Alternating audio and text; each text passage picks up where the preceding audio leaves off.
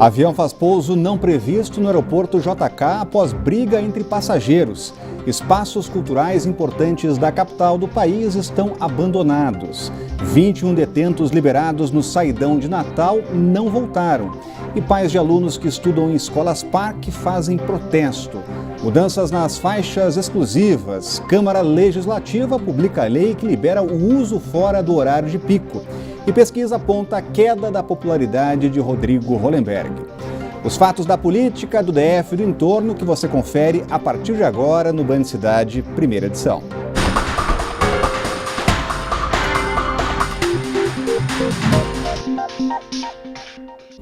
Olá, boa tarde a você. E olha, espaços culturais importantes da capital do país estão abandonados. O Teatro Nacional é um deles. Outro é a Concha Acústica, que já foi palco de grandes atrações culturais. O Museu de Arte é outro ponto turístico fechado há quase uma década. Prejuízo para a população, para o turismo e para os artistas. Ele assistiu à inauguração do museu em 1985. Uma das obras do acervo original era de Toninho de Souza, artista plástico radicado em Brasília e que tão bem aprendeu a expressar a cultura candanga em cores vivas. Toninho anda pelo espaço, hoje abandonado.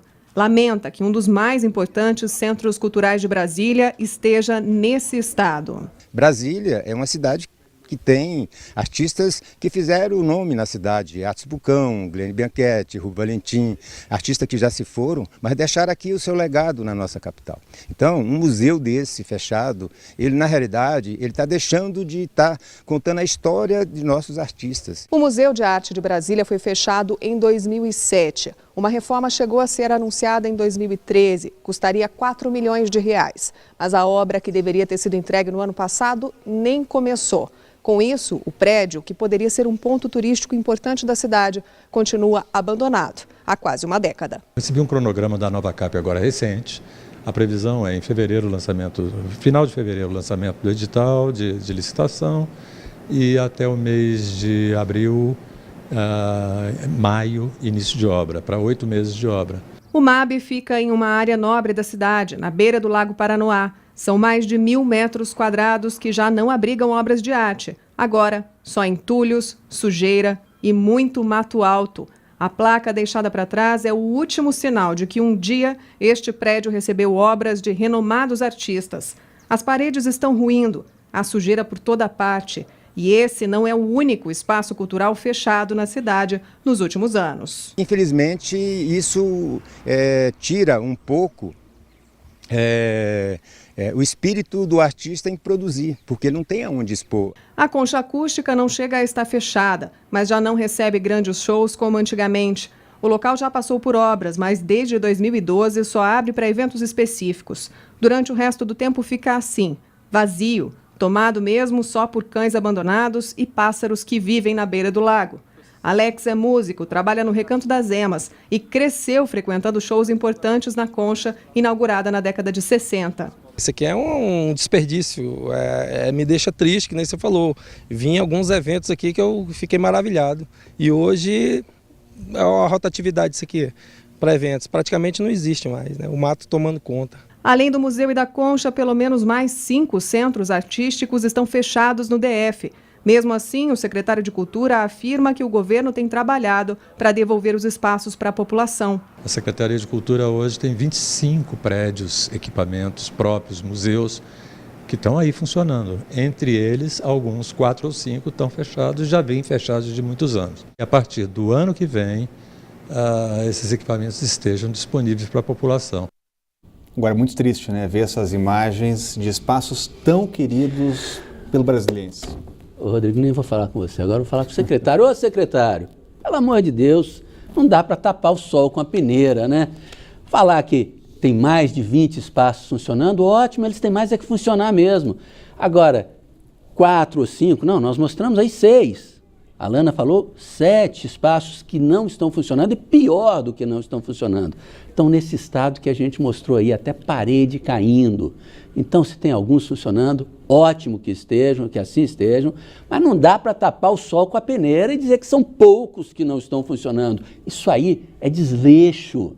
Tudo bem, não é do seu governo, já vem desde lá de trás, Mas seu governo tem que fazer alguma coisa. Tomara que faça mesmo e que isso, essa promessa que o senhor nos fez aqui no Band Cidade, venha a ser cumprida e essas obras comecem em maio, junho do ano que vem, para que elas sejam entregues aí em cerca de 8, 9 meses. Tomara, a gente cruza os dedos, a gente torce por isso, mas essas imagens que a gente viu na reportagem da Lana Canapa, isso é uma vergonha, isso é um desleixo. Não dá para aceitar isso aí. E um avião da American Airlines, que fazia o trajeto entre Guarulhos e Nova York, fez um pouso não programado no Aeroporto Internacional de Brasília por volta das 3 horas da madrugada. O motivo seria uma briga entre um casal de passageiros. A Inframérica, responsável pela administração do aeroporto, explicou que não se tratou de um pouso de emergência propriamente dito, pois não houve problemas técnicos com a aeronave. Os passageiros tiveram que descer. Alguns já foram encaminhados a um hotel e ainda não foram informados pela companhia quando o voo vai prosseguir. Entramos em contato com a American Airlines, que não informou quantas pessoas estavam a bordo nem o motivo da briga. A empresa informou apenas que prestou assistência aos passageiros e que o voo vai sair de Brasília às 7 horas da noite, com destino a Nova York. E uma pessoa morreu e 5 ficaram feridas em um acidente envolvendo 2 carros na BR de Planaltina. A batida foi durante essa madrugada no quilômetro 5 da DF 128. Um dos motoristas morreu no local. Os feridos foram levados para o Hospital Regional de Planaltina. Entre eles, um bebê de 5 meses que teve afundamento de crânio. Os bombeiros precisaram cortar a lataria para retirar os passageiros. E mudanças nas faixas exclusivas. A Câmara Legislativa publicou uma lei que libera o uso da faixa para todos os motoristas fora do horário de pico. Mas a medida só começa a valer em fevereiro. Com a mudança, a faixa ficará restrita para ônibus, táxis e carros oficiais apenas das 6h30 às 9 da manhã e de 5h30 da tarde às 7h30 da noite, de segunda a sábado. Nos feriados e domingos, as faixas serão liberadas para todos os tipos de carros. Mas o motorista deve ficar atento. A medida só começa a valer no dia 10 de fevereiro. A Secretaria de Mobilidade informou que pediu à Procuradoria-Geral do DF que entre na Justiça para declarar a lei inconstitucional. Alega que a mudança é um retrocesso para a mobilidade e a ideia do governo é ampliar ainda mais as faixas exclusivas para incentivar o uso do transporte coletivo. Uma medida polêmica que foi celebrada, Sérgio, por motoristas, mas criticada por especialistas. Por motoristas que não usam o transporte coletivo, que insistem. A gente vê aí nessas estradas que ligam várias cidades, satélites ao plano piloto, a gente vê a maioria dos carros apenas com o motorista e mais ninguém ao lado dele. Ou seja, é isso que provoca esses congestionamentos gigantescos e é justamente por isso que as faixas exclusivas foram criadas, para tentar privilegiar o uso do transporte coletivo, que é uma tendência no mundo inteiro, gente. Só nós continuamos nessa burrice de sair cada um no seu próprio carro, que é difícil de estacionar, você gasta muito mais dinheiro, gasta mais tempo, prejudica e promove esses engarrafamentos gigantescos aí. É claro que quem insiste nisso achou a medida uma boa. Agora, realmente pode ir na contramão. Agora, uma coisa que chamou a atenção também nessa reportagem, viu, Rodrigo? É o fato de que a gente sabe, né? As faixas exclusivas existem para privilegiar o transporte coletivo. Então, elas devem mesmo ser destinadas a táxis e aos ônibus. Agora, a carros oficiais, por que isso? Qual a razão disso? Quer dizer que o cidadão que temporariamente está ocupando uma função pública é mais gente, é mais importante do que os outros cidadãos? Ah, para com isso, né? Não dá para entender, não. Eles podem muito, né? Olha, o presidente Michel Temer mandou cancelar a licitação para compra de comida em aviões presidenciais. A lista incluía produtos caros com valores bem acima do mercado. Os gastos chegariam a R$ 1.700.000. Os detalhes ao vivo, chegando com a Renata Dourado, já está com a gente por aqui. Deu muita polêmica, né, Renata? Acabaram botando água aí no sorvete presidencial. Boa tarde. E que sorvete, né, Rodrigo? Boa tarde para você, para o Sérgio Amaral. Uma excelente tarde para todos que estão aí nos acompanhando. Então, a repercussão, de fato, foi extremamente negativa. principalmente, especialmente agora que a gente vive numa crise, né? Todos nós estamos sentindo na pele, sofrendo na pele esse momento difícil. O próprio presidente Michel Temer lembra e relembra que o Brasil passa por uma situação extremamente difícil, justifica também a crise para a aprovação de medidas consideradas impopulares, como ele mesmo diz, né? Ou seja, aquela lógica de que é preciso gastar menos, arrecadar mais, aí de repente o governo se dispor a gastar 1 milhão e quase 800 mil reais com produtos a serem servidos em aviões presidenciais, realmente complica aí a situação, a ponto de que o próprio presidente, quando ele chegou ontem de viagem aqui em Brasília, viu toda essa repercussão, mandou cancelar aí esse pregão, essa licitação que estava prevista para acontecer no próximo dia 2 de janeiro, né, semana que vem. O que acontece? Então, o governo apresentou uma lista com produtos, quantidade e também valores. Por exemplo, você tinha aí 500 potes de um sorvete, como você citou, que é considerado um dos mais caros do mundo. Então, uma coisa realmente bastante luxuosa. E, por outro lado também, além dessas quantidades grandes, além desses produtos serem bastante caros, luxuosos, você tinha valores acima dos valores praticados no mercado. Então, por exemplo, aquele potinho de Nutella, né, que em média você compra aí no mercado por R$20, a gente até fez uma pesquisa, encontramos por até R$18, então na lista presidencial estava no valor de R$34, então, ou seja, bem acima do que costuma se comprar no mercado. Então é isso, para você ter uma ideia, Rodrigo, uma refeição, seguindo essa lógica, uma refeição, um almoço ou um jantar servido no avião presidencial, poderia sair por até R$128 por pessoa, um café da manhã, R$96 por pessoa, então realmente não dá para admitir. Então é isso, o governo deve refazer essa lista, estamos curiosos para ver quais os produtos vão ter aí e se os valores também estão compatíveis com o de mercado. Falando ainda sobre essa questão de crise, né, de renegociação, enfim, de tentar ajustar, hoje o presidente Michel Temer esteve reunido com representantes da equipe econômica, os ministros da Fazenda, o ministro do Planejamento,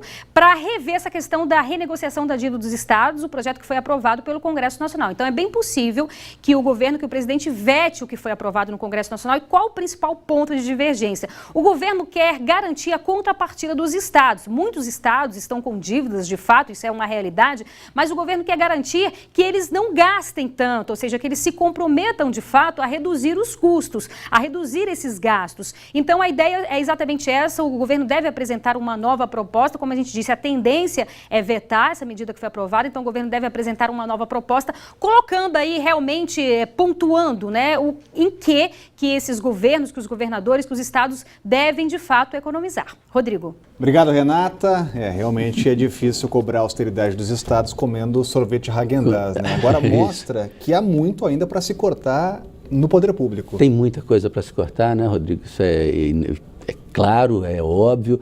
Agora o presidente agiu rápido, né, evitou que uma marola se transformasse numa crise e mandou cancelar isso rapidinho. Isso gerou até uma piadinha lá dentro do Planalto, que é o seguinte: algum aspone lá, algum assessor de nada, resolveu puxar o saco do presidente, agradando o Michelzinho, que é o filho dele de 8 anos e que seguramente gosta do sorvete Häagen-Dazs e do picolé tablito, né? Não dá, né, gente? E olha, 7 em cada 10 brasilienses desaprovaram a atuação e desaprovam a atuação do governador Rodrigo Hollenberg. O índice de 68% de desaprovação foi detectado em pesquisa do Instituto Exata, Opinião Pública. Apenas 16% da população aprova o governador, mesmo índice dos que não souberam ou não quiseram responder. A avaliação do desempenho do governo do Distrito Federal também não é boa. 63% dos entrevistados fizeram avaliação negativa. 28% consideram o governo regular e apenas 7% avaliam o governo de forma positiva. 2% não souberam ou não quiseram responder. O Instituto Exata ouviu 1.067 pessoas entre os dias 20 e 24 de dezembro. E a margem de erro da pesquisa é de 3% e o intervalo de confiabilidade é de 95%. Os detalhes da pesquisa você confere no Band Cidade, segunda edição, que começa às 6:50 da noite. Agora realmente são dados e números muito negativos. Muito negativos, devastadores para o governo, né? Agora, a gente tem que sempre lembrar, né, Rodrigo? A voz do povo é a voz de Deus. E a razão é simples. Por que os resultados da pesquisa foram esses aí? O cidadão vai para um hospital, quer levar o filho, não consegue. É aquele Deus nos acuda na porta do hospital público, na porta de qualquer unidade de saúde. Ele precisa de remédio, não tem o remédio. Precisa de segurança, cadê a segurança? A gente vê aí os índices, até os próprios da polícia militar, né, como a gente vem mostrando, né, aqueles postos sendo atacados, sendo queimados por bandidos.